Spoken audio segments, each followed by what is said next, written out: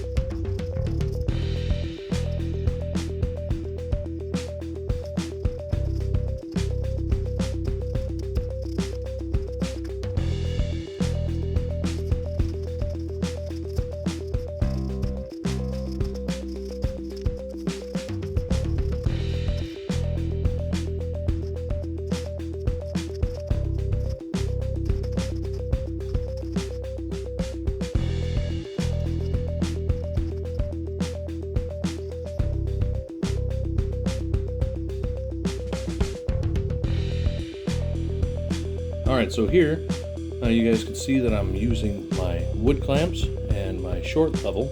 You can use a 2-foot or a 4-foot. This one I'm using my 1-foot level here. I'm making sure that my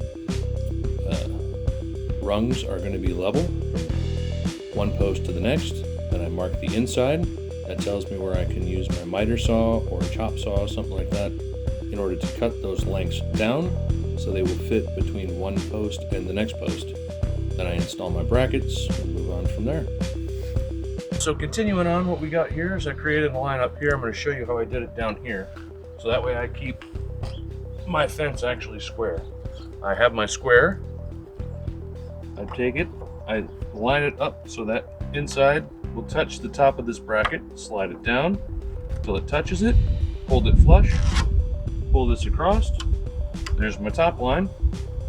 Bring it on the underside, pull it all the way up, keep it flush again. Do it like that. There's the inside one. Now I can take the side of my bracket here, or my square, sorry, side of my square, line it up just like that to my black line. Pull this right here, drop down to the other one, do the same thing. Now I know if I'm in between these two lines with the center of my bracket that I am even with the board that's behind it right here. You can use a pencil, but a pencil will not show up quite as nicely or quite as long as an actual marker. Alright, so here's my bracket. Here's my level that I showed you before. We're going to put one in up here. Let's move this bad boy up here a little bit so it's easier access on me. Alright, so now I know where I need to be. So I just take my bracket, line it up on the back side so it's flush to the inside of my fence. Make sure that it's as close in between both of these lines as possible. I'm worried mostly about my top line. And then I've dropped this on here, adjust it till that's level, pull out my screw gun, which has a magnetic tip in it and a Phillips bit in it, set it to the drill setting,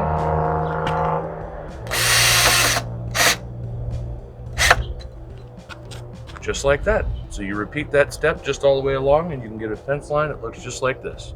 So right here you have what you call a miter saw, which is what we use to actually make a bunch of these cuts over here. I attach it down to the table with a couple of screws.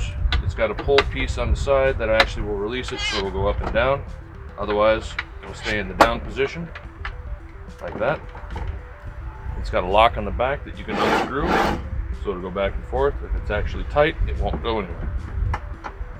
So you need to make sure that both of those are undone when you actually do it. And you'll actually take your measurements. So let's come over here. as you can see, we've cut most of the boards already and laid them down for what we call our stringers. We need to actually span a gap now for our gate, because our gate's going to go between this post and this post, but I want to keep this line the same. So I got my twine that you saw me use in a bunch of other videos there. I'm going to open it up big enough so it'll go around my post, just like that. I'll bring the line to the front side, because that's where I want to measure it from.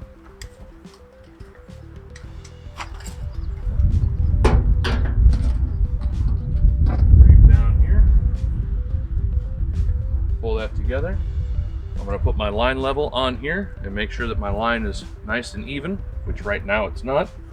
And then once it is even, I can take my pencil or my Sharpie and make a line here that will tell me that I continue that same line from that side to this side. I'm only going to have two runners, so I'm going to do one on top, one on the bottom, and then I can cut this one and I know it's exactly where I want it to be. Okay everyone, so we went ahead and put up a bunch of pickets like what you can see behind me. So what we did initially, if you actually look at this corner right here, was on one side of the fence up near the garage, I picked a particular height from the ground, between 1 to 2 inches, so that way water doesn't touch the bottom of my pickets. And then I set that one in, leveled it off, and created what's known as a jig. So this is a piece of 1x1, and this is a 2x4. Of course I got a 2-foot level attached, so this will tell me if I'm level. And this one here is about 3.5 to 4 feet high.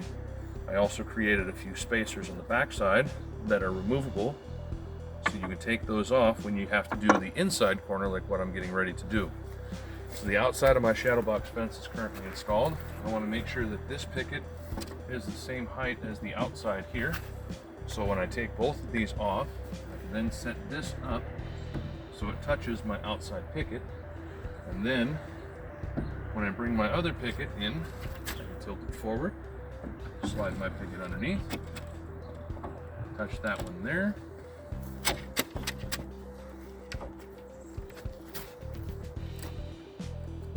That tells me my height is good.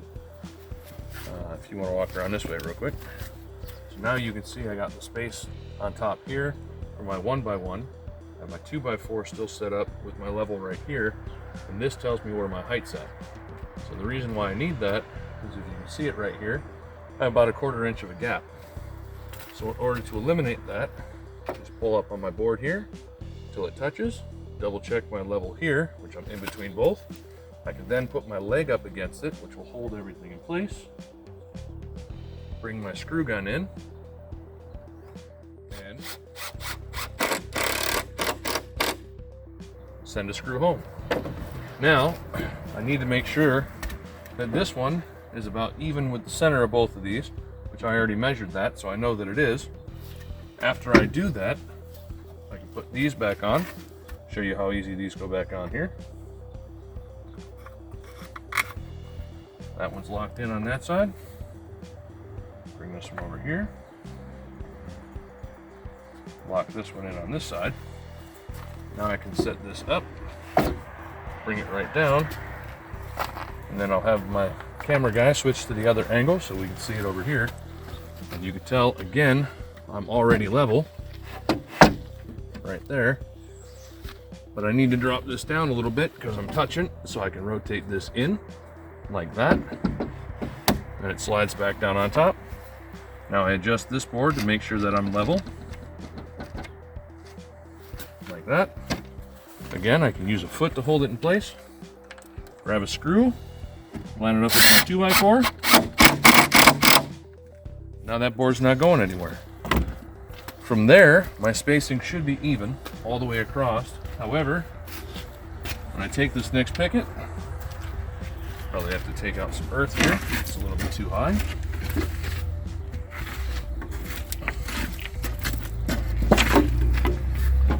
Bring that picket in.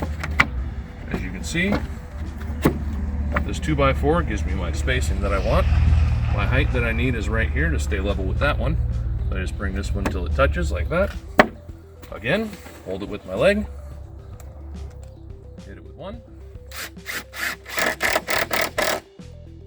Make sure this is in between. I'm still level.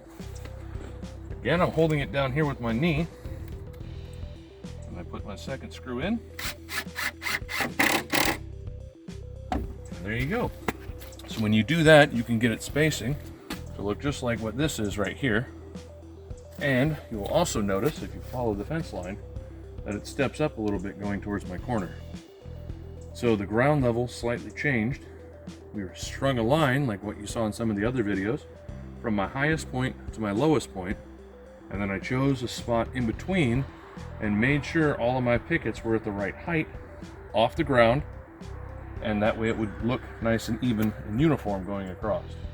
Sometimes you need to trim your pickets, sometimes you just need to adjust the height. Now, you do want to install, because I'm using cedar pickets, you want your cedar pickets to be wet, not dry. If your cedar pickets are dry, they're likely to split. If they're wet, and you drive a screw home close to the edge like here, it's not going to split, it's just going to sink right in, and now this isn't going to go anywhere.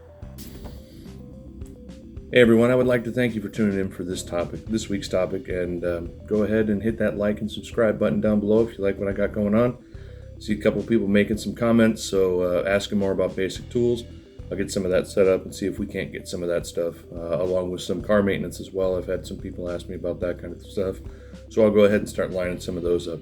So keep tuning in, see what we got coming. Again, we're going to keep adding on to what we had before, and thanks for tuning in. See you next week.